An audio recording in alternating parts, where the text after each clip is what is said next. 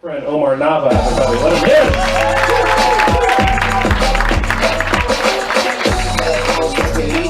Thank you guys. I just got into performing on cruise ships. You guys ever been on a cruise? Yeah, they're pretty dope. The shows are always packed because, you know, we're in the middle of the ocean. Where does everyone go?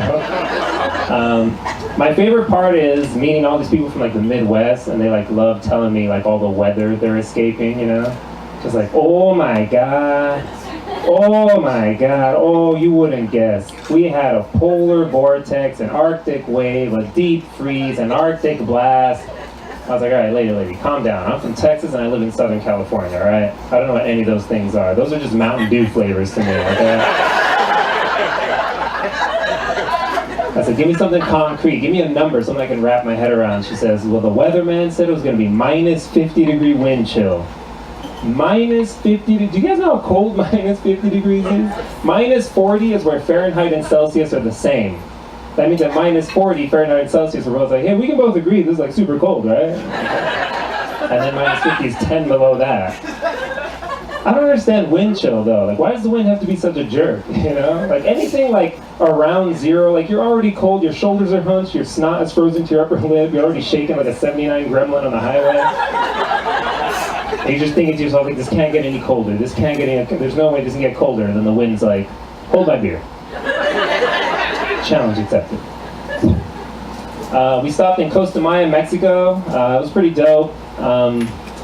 Also, they had this thing, for those who've been on cruises or just for those who, I don't know, watch videos on the internet, have you seen these like fish pedicures? They're like they're the fish aquariums, and then you just dunk your feet in, and then these like little guppies just like go and nibble on your feet. They just eat all the dead skin. And people pay for that. People would pay like $50 to get their feet nibbled by fish, which is dumb, because like I could do it for free, you know? Like, save your money, just come to me. I'm not making. Costa Maya was actually my least favorite port because it's like I thought like, all right, so as a comedian, I'm like part of the crew, and they like usually give you like a crew discount. And then like my family's from Mexico, so I was like, all right, cool, I'm gonna speak in Spanish. I'm gonna get that like hookup, the locals discount, because you know for all the tourists they just like rack up the prices. So we went to this one place, me and the other comedian. We go to this place and we get these mango smoothies, and we're like hanging out using the Wi-Fi, just chilling. And the guy comes over afterwards. He's like, all right, $15, and we're like, okay, for both. He's like, nah, each. And we're like, I'm sorry, 15? He's like, hey, I was like, hey, come on, man, I'm crew, you know, I'm Mexican, come on, man, hook it up. He's like, oh, okay, I'm sorry, man, $14. It was stupid because, like, on the way there, we passed a pharmacy that was selling Viagra for $7, and some dude, like, on the street was just trying to sell his weed for $5, so it literally would have been cheaper for me to get high and screw myself, you know, than to get this $14 mango smoothie. I mentioned my family's from Mexico. Maybe that's why he like didn't knock down the price, because he could tell that I'm Mexican, but I'm like Mexican, you know? Like my parts are from Mexico, but I was assembled in the US, so. I'm like a Dell computer, a Mazda transmission, you know? I was born here, so I'm all about American pop culture. Like growing up, my favorite rapper was LL Cool J, or AA Cool J as my family called him. Slowly but surely, your high school Spanish comes back to you. Like, oh, that's right. You're gonna love the Enya joke later. I'm born here, so I'm pretty Americanized, as you can tell. I'm like, some would say I'm whitewashed, which is fine. I don't care. I don't get offended. Some people get offended. I don't get offended because honestly, I have done some white things in my life. Like for real, the whitest thing I ever did was in college. I studied for a semester abroad in Mexico. Whitest thing I ever did, you know? Just want to learn about the culture, you know? Try the food out.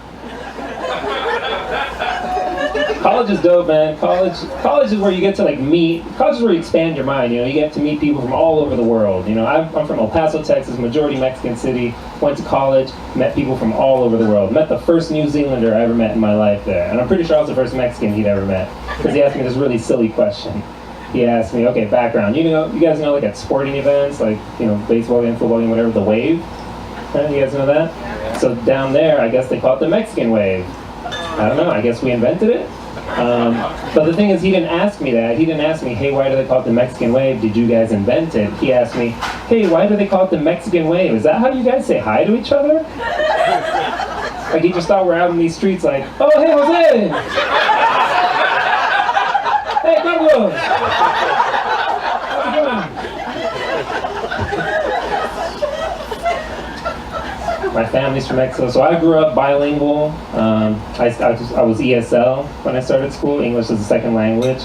And it wasn't because my family was from Mexico, and like my grandma lived with us, she only spoke Spanish.